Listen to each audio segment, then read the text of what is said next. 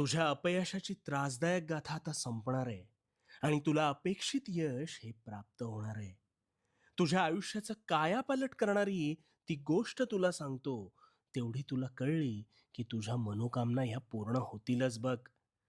फार वर्षांपूर्वीची गोष्ट आहे. एका शेतकऱ्याकडे 2 प्रकारच्या जमिनी होत्या. त्यात एका जमिनीत त्याने भात तर दुसऱ्या जमिनीत कापूस उगवण्याचं ठरवलं आणि तशी पेरणी सुद्धा केली.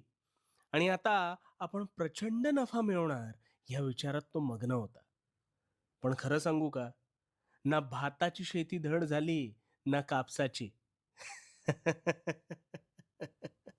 शेतकऱ्याला कळलंच नाही. तो दुःखी झाला. अरे, सगळं नीट करून नेमकं काय बिघडतंय? या विचारात तो अडकला. मग एक दिवस शेतातून चालत असताना कापूस शेतीच्या काठावर जिथे चुकून भाताचे काही दाणे पडले होते ना, तिथे त्याला